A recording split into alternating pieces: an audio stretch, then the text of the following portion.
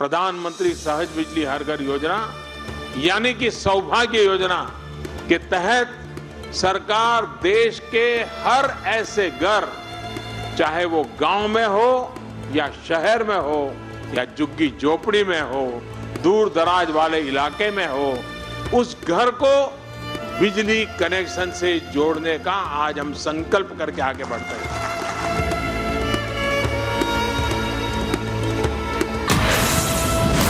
ದಿನಾಂಕ 12/7/2024 ಸಮಯ ಮಧ್ಯಾಹ್ನ 12 6 ವರ್ಷದಿಂದ 36 ಮನೆ ಕಗ್ಗತ್ತಲಲ್ಲಿ ನನಗೂ ಫ್ರೀ ನಿಮಗೂ ಫ್ರೀ 200 ಯೂನಿಟ್ ಮಾದೇವಪ್ಪನಿಗೂ ಫ್ರೀ ಕಾಕಾ ಪಾಟೀಲ್ಗೂ ಫ್ರೀ ಸರ್ ಫ್ರೀ ಬಡ ನಮಗೆ ನಾವು ಕಾಸು ಕೊಡ್ತೀನಿ ನಮಗೆ ಪ್ರಿಂಟರ್ ಬೇಕು ಕರೆಂಟ್ ಬೇಕು ಸರ್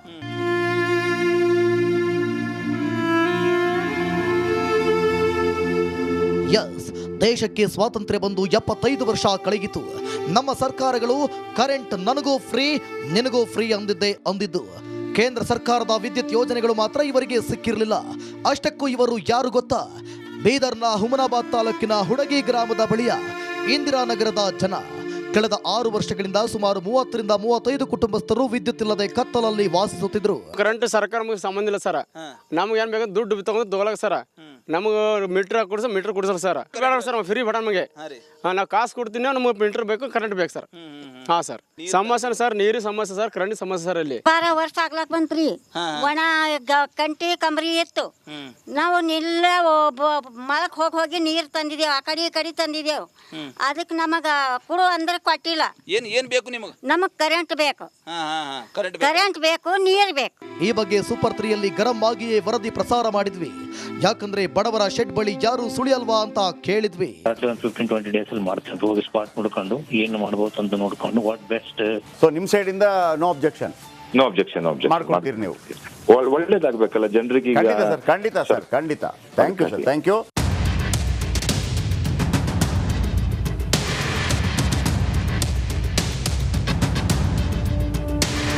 ಇನ್ನು ಸೂಪರ್ 3ಯಲ್ಲಿ ವರದಿ ಪ್ರಸಾರ ಆಗಿ 22 ಗಂಟೆ ಕಳೆದಿರಲಿಲ್ಲ. ಅದಾಗಲೇ ಬಡವರ ಶೆಡ್ಡಿಗೆ ಜೆಸ್ಕಾಂ ಅಧಿಕಾರಿಗಳು ಕಾರಲ್ಲಿ ದೌಡಾಯಿಸಿದ್ರು. ಜೆಸ್ಕಾಂನ ಈ ಶಂಕರ ಮಡಕಿ ಹಾಗೂ ಟೀಮ್ ಭೇಟಿ ಕೊಟ್ಟು ಜನರ ಸಮಸ್ಯೆ ಆಲಿಸಿದ್ರು. 15 ದಿನದಲ್ಲಿ ವಿದ್ಯುತ್ ನೀಡುವ ಭರವಸೆ ನೀಡಿದ್ರು. 2.5 ವರ್ಷದಿಂದ ಬಂದು ಹೋದಾಗ ಒಂದೇ ಒಂದು ಮನೆ ಇತ್ತು, ಅಲ್ಲಿ ಯಾರು ಇರಲಿಲ್ಲ, ಲಾಕ್ ಮಾಡ್ಕೊಂಡು ಹೋಗಿದ್ರು. ಆ ಡೆವಲಪರ್ ಹೇಳೋಗಿದೆ. ಇವತ್ತು ಬಂದು ನೋಡಿದಾಗ ಮತ್ತೆ ಇಷ್ಟು ಮನೆಗಳು ಆಗಿದ್ದಾವೆ. ಇವತ್ತು ನಮಗೂ ಒಂದು ಇದು ಅನಿಸ್ತದೆ, ಇದು ಒಂದು ನಮಗೆ ಒಳ್ಳೆಯ ಕೆಲಸನೇ.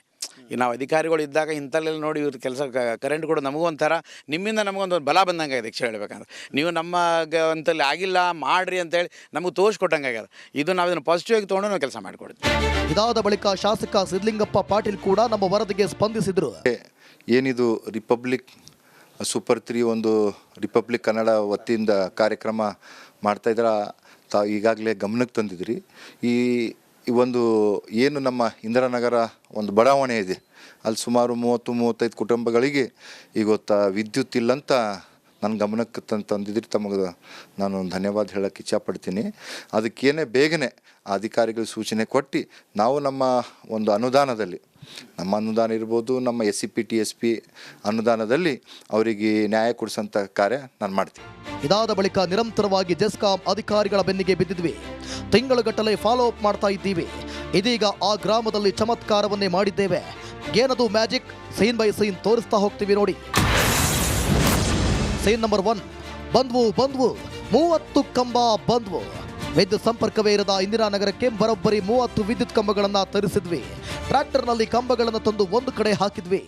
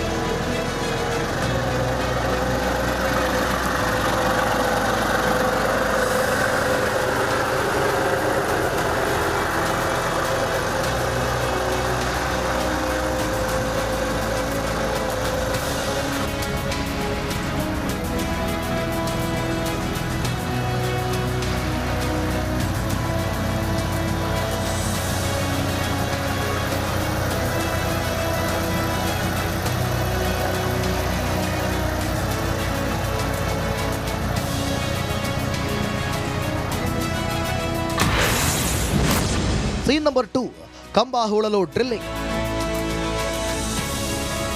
ತಂದು ಗುಡ್ಡೆ ಹಾಕಿದ ವಿದ್ಯುತ್ ಕಂಬಗಳನ್ನು ನೆಡಲು ಪ್ಲಾನ್ ಮಾಡಲಾಯಿತು. ಜೆಸ್ಕಾಂ ಅಧಿಕಾರಿಗಳ ಸೂಚನೆಯಂತೆ ಕಂಬ ನೆಡಲು ಅಲ್ಲಲ್ಲಿ ಡ್ರಿಲ್ಲಿಂಗ್ ಮಾಡಿ ಗುಂಡಿ ತೆಗೆಯಲಾಯಿತು.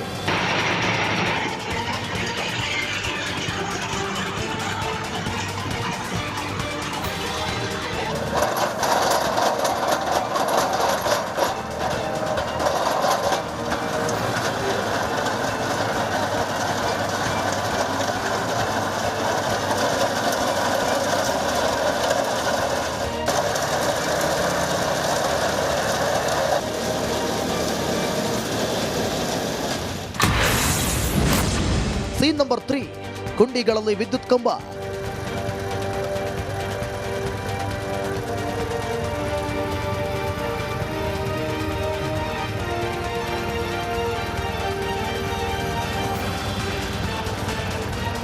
ತೋಡಿದ ಗುಂಡಿಗಳಲ್ಲಿ ವಿದ್ಯುತ್ ಕಂಬಗಳನ್ನು ನೆಡಲು ಸರಪಳಿ ಹಾಕಿ ಎಳೆದು ತಂದು ಗುಂಡಿಯಲ್ಲಿ ಇಳಿಸಿದ್ವಿ.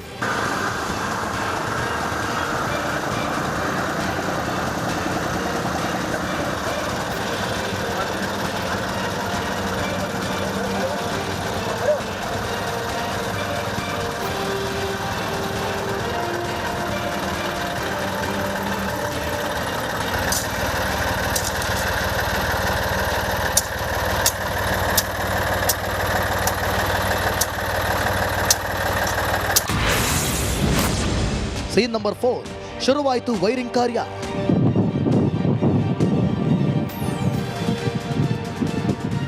ಇನ್ನು ಕಂಬ ನೆಟ್ ಮೇಲೆ ಏಣಿ ಹಾಕಿ ಹೊಸ ವೈರಿಂಗ್ ಕಾರ್ಯವನ್ನ ಶುರು ಮಾಡಲಾಯಿತು.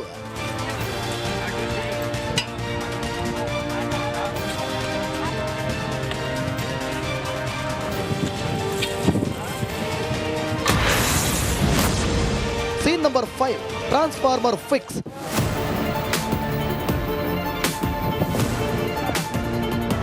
ಮೂವತ್ತಕ್ಕೂ ಹೆಚ್ಚು ಕಂಬಗಳಿಗೆ ಒಂದು ಟ್ರಾನ್ಸ್ಫಾರ್ಮರ್ ಬೇಕಿತ್ತು. ಕೂಡಲೇ ಟ್ರಾನ್ಸ್ಫಾರ್ಮರ್ ಅಳವಡಿಕೆಯನ್ನು ಮಾಡಲಾಯಿತು.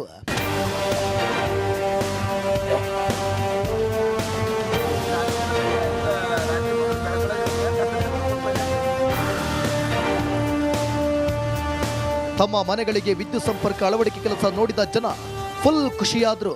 ಮತ್ತೇನಪ್ಪ ಅಂದ್ರೆ ರಿಪಬ್ಲಿಕ್ ಟಿವಿ ಜಯಪ್ರಕಾಶ್ ಶೆಟ್ಟಿ ಅವರಾಗಲಿ ಮತ್ತು ನಮ್ಮ ಜಿಲ್ಲಾ ವರದಿಗಾರರಾಗಿರ್ತಕ್ಕಂಥ ಮಲ್ಲಿಕಾರ್ಜುನ್ ಮರ್ಕಡೆ ಸರ್ ಅವರಾಗಲಿ ಅವರಿಗೆ ನಮ್ಮದು ಏನು ಸಂಕಷ್ಟ ಅದ ಆ ಸಂಕಷ್ಟಗಳನ್ನು ವರದಿ ಮಾಡಿ ನಮಗೇನಪ್ಪ ಅಂದ್ರೆ ನಮ್ಮ ತಕ್ಕ ಕರೆಂಟ್ ತಂದು ಕೊಡಲಿಕ್ಕೆ ಅವಕಾಶವನ್ನು ಮಾಡಿಕೊಟ್ಟಿರ್ತಂಥ ನಮ್ಮ ಸೂಪರ್ 3 ಟಿ ವಿ ಅವರಿಗಾಗಲಿ ಜಯಪ್ರಕಾಶ್ ಶೆಟ್ಟಿ ಅವರಿಗಾಗಲಿ ನಮ್ಮ ಜಿಲ್ಲಾ ವರದಿಗಾರರಿಗಾಗಲಿ ತುಂಬ ಧನ್ಯವಾದಗಳನ್ನು ಹೇಳ್ಕೊಡ್ತೀನಿ.